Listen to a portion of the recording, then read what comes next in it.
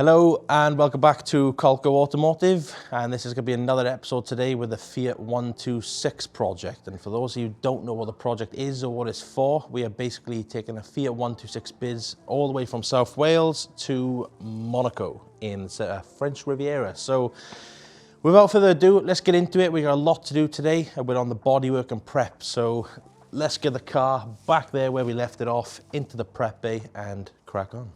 Let's go. It's got a touch of home on this one, as I left Sean the sheep on top.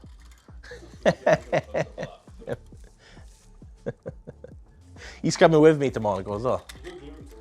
So just pushing the Fiat out, and you can tell how old and brittle it is. I mean, I accidentally put a little bit of pressure on the window, and I've just popped what looks like the hinge for the window off. I mean, very basic cars back in the day. Obviously, there wasn't proper bond or anything. They just bonded straight to the window. There was none of that black stuff you see in the modern cars on the side, which helps it bond. So I will just fix that with a bit of sealer at a later date, but that's a problem for another day anyway. Let's get on to the prep. Prepared today, I've got all my prep stuff here. Just got a masking tape.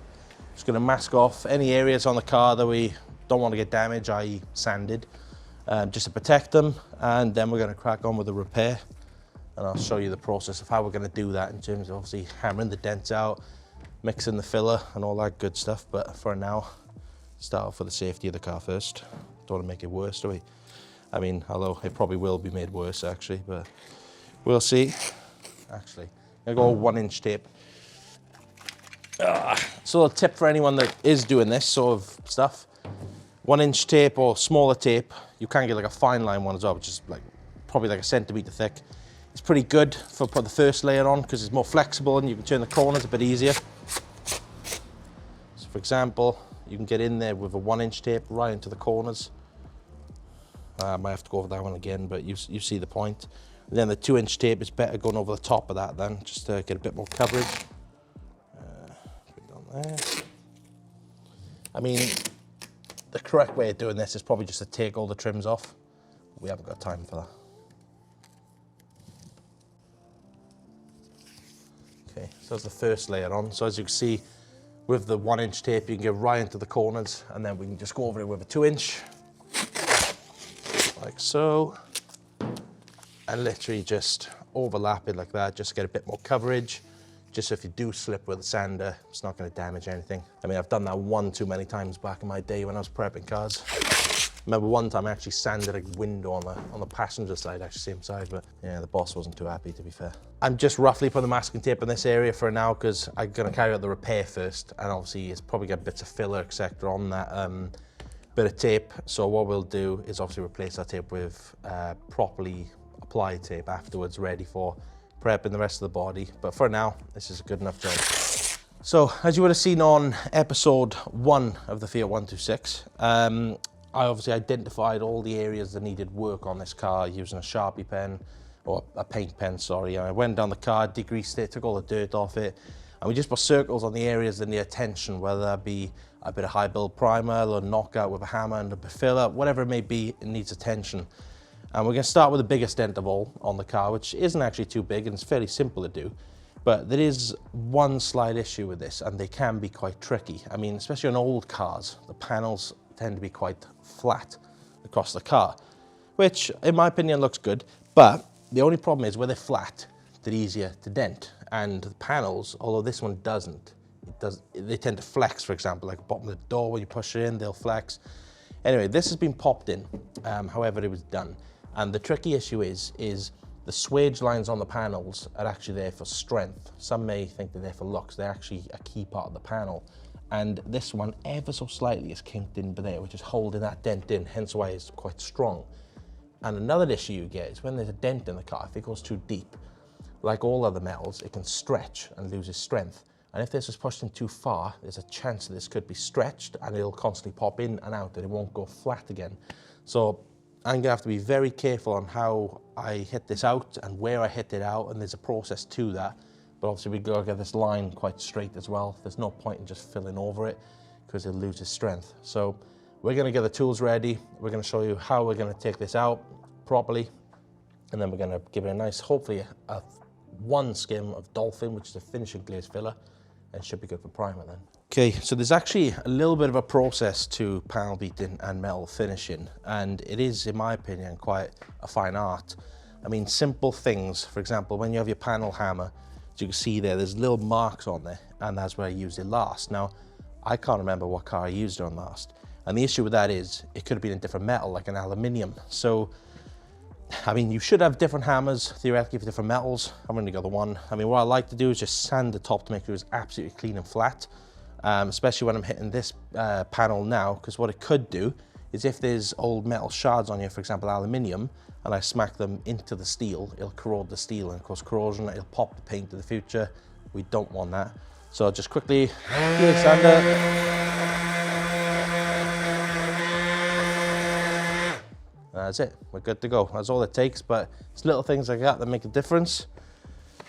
And another thing you may notice, especially the panel experts, obviously the first thing you notice is probably these on my head, but second to that, I haven't sanded the panel yet, and that's personal preference. A lot of people like to sand the panel because what it does, where the panel tends to be quite flat, when you're sanding it, where the dent is dipped in, it sort of identifies that dent for you, where it's not really hitting this flat surface, it doesn't take the paint off the dent.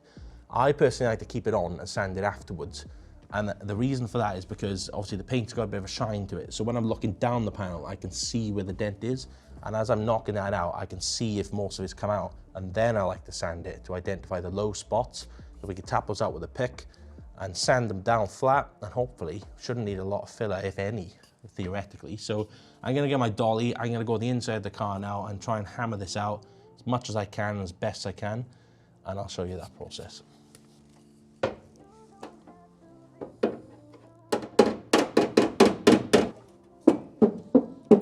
As you can see, it's flexing a bit there, so it's come out a little bit at the top. And the key with these dents, I haven't got a pin puller to pull that swage out, and to be fair, it's only in about 1 mil, but you've got to work your way from the outside of the dent in. I mean, a lot of people, just from past experience with dents, or probably just think that it's the right way of doing it, just go to the middle of the dent and push it out.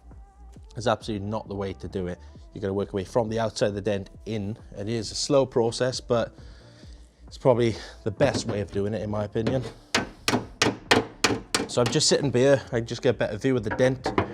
And to be fair, it's quite easier to get my arm behind it to hit it from here, flat with a hammer, because I'm struggling to hit it flat. So I'm just using the pick side of it now, just to try and get that deeper part of the dent out, and hopefully it should hold out and stop popping in and out. So the dolly on the bottom, make sure I don't hit it out too far. It's come out a bit, still needs a little more.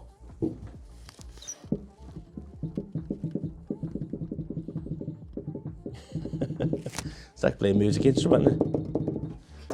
So you may hear this sound now,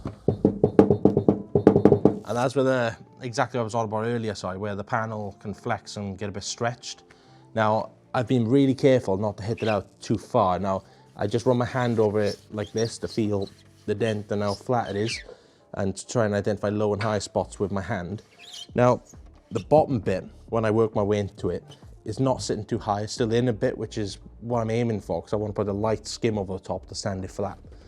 But the issue is where it's sort of come out to that midpoint, and what I was on about earlier, where it could potentially stretch. This is what it does to the panel. And it's at this critical point now where if I play with it too much, and I keep continuing to hit the dent out, it could get worse, and it could sit out too high with the metal stretched. So I gotta sort of be really careful of how I approach this now, because I don't want this messing the whole car up, either a big bulge or a big dent filling it. So yeah, just gonna keep working it, take it bit by bit and go from there. I don't wanna, I mean, that's quite tight. I don't wanna make it worse, but we'll see how it goes.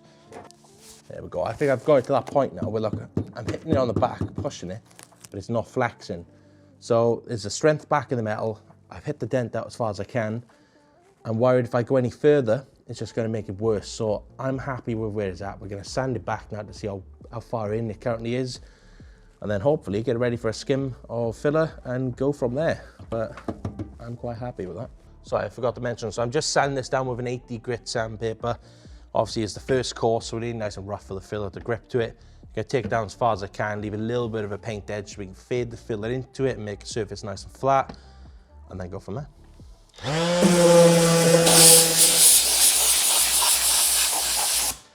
So I always like to use an air gun, get in really close to the paint, for obvious reasons. Filler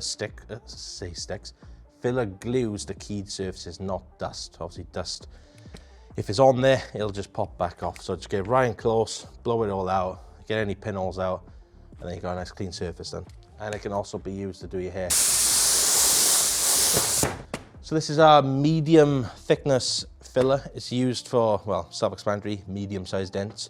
So it's not a finishing glaze. It is sort of like the first coat, I guess, just to get all the low points of the dent sort of filled out, and then we can sort of look at the finishing glaze. But anyway, let's crack this fresh tin. It's got to be an easier way of opening these tins, surely. Oh, I love a smell of filler. Reminds me of the good old days. Okay, so we got a mixing board here. Self-explanatory again, I guess. Obviously, it's where we put the filler on, mix it. When we're done, you can just peel it away and throw it away so it leaves less mess. Probably need quite a bit of filler for this. So we're gonna get a decent amount out of the tin. Fresh tin as well. Now I'm being very generous with the amount of filler I'm using today because obviously I wanna try and get it in the one skim so I haven't gotta keep building it out. Now the mixing ratio to this, I believe that is a correct ratio, but roughly is around a pea size to a golf ball, roughly. I mean, for the perfectionists out there, obviously don't listen to me, but that should be enough. It's a little cold out now, so we're gonna put a little bit more on so it sets off a bit quicker. Yeah. So this is a filler card. They usually come with the filler pot and the disposable plastic cards they use to mix and apply on the filler. You can use metal ones, but I just prefer the plastic ones, a bit easier, in my opinion, and cheaper. So you want to keep mixing the filler till all of the hardness disappeared, which was the red stuff, sorry, I should have mentioned. So the red stuff I put on here is the hardener. And you just want to mix it all in, get it in there, don't be shy. Obviously give it a nice even consistency throughout. As you can see now, the filler's gone a little bit darker. That's probably where it's been mixed with the red hardener. And there's no red hardener visible. Look, I'm just spreading out. Can't see any on there. So that's good to be applied now. Now this is quite time precious, especially because I put a decent amount of hardener on.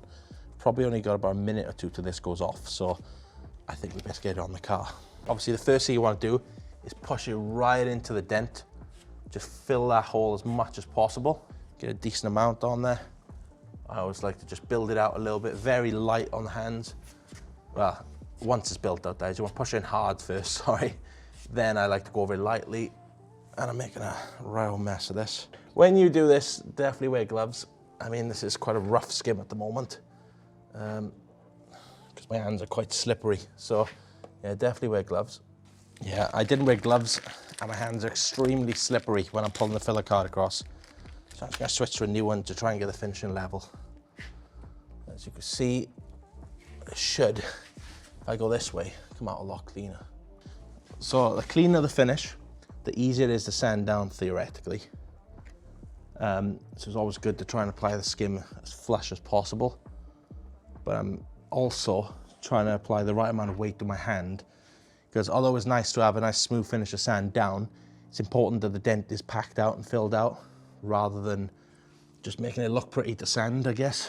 So although this one's going to look really rough, the key thing is that dent is filled out ready for the next skim. I've played with it too much now and the filler's starting to go off and it's pulling streaks in my filler, which is not good. Yeah, I'm going to leave that as it is now. Last one. Last one. So when I mean the filler's going off, obviously the hardener is doing its job with the filler and setting it off hard. Now if I play with that anymore, unfortunately it is going to be a bit of a pain sanding it down. So I think let's leave as it is, work with what we got and go from there. And a good tip as well, what I like to do, any leftover filler, just cover your filler card, because then when it goes hard and you pop it off, you have a nice clean card. And obviously wear gloves. When the filler's like maybe 30–40% dry, I always like to get a filler card and just get your edges off like that. Just helps you a little bit when you're sanding it. I mean, I probably left it a little bit too long, but you get the point. Got our sanding block, which is a nice flat surface. This is exactly what we want when we're sanding this panel. And I've just got an 80 grit sandpaper to start with, just to take the top layer of the filler down.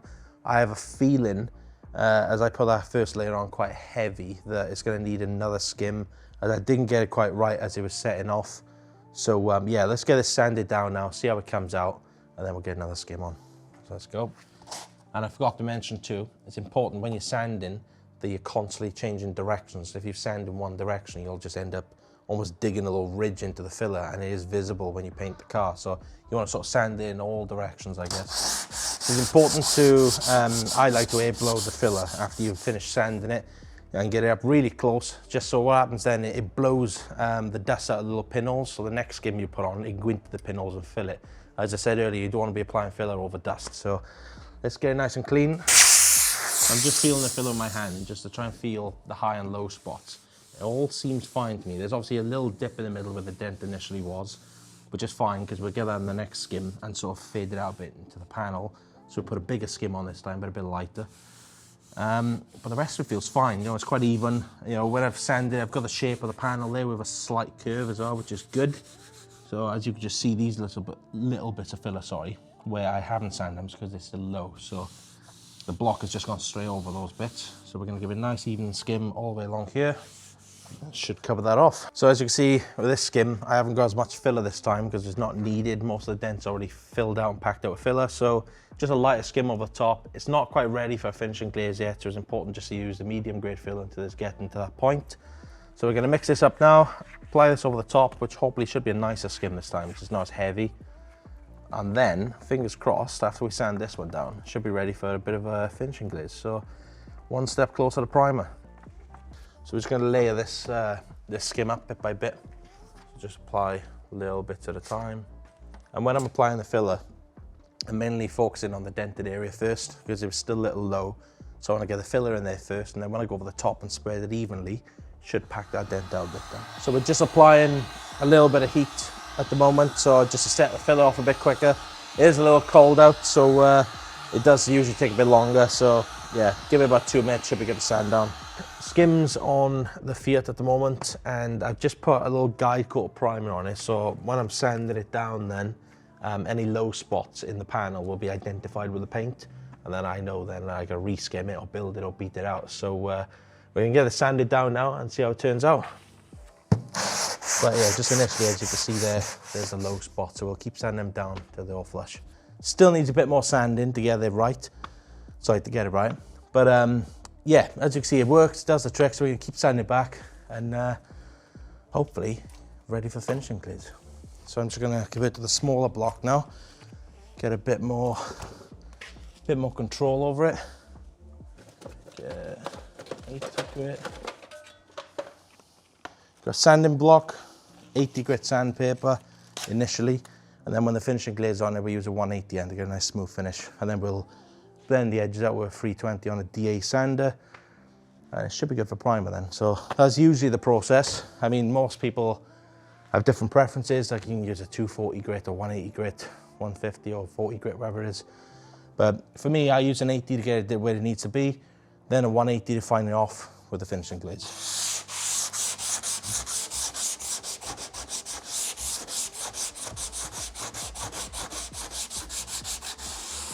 Okay, so the panel's all sanded down now. There's a little small ridge in it, which is fine, because I'm sure we can cover that with a finishing glaze. We're then going to get the finishing glaze sanded down. Should be good for primer then. So obviously we can prep this panel and the rest of the car, get it primed, prime any other areas that need it too, and then obviously we've got to sand the primer down again then, and it'd be good for paint then. So we're not far from the end. I can see the light at the end of the tunnel. So let's get this finishing glaze on and go from there. Okay, so with the Fiat, we did forget to film the last little bits of content, my bad. But long story short, we finished all the filler work on the car, we got it ready for paint, and we actually sent it off for paint, and I wouldn't be allowed to film up there anyway, I guess. But we did encounter some issues when it was off for paint, and ultimately did have an effect on the project and what we plan on doing with the car. But if you stick around, we'll cover those in the next video, and there's a lot to go through, and also you'll get to see how well the car turned out after paint. So yeah, stick around and see you soon. Bye bye.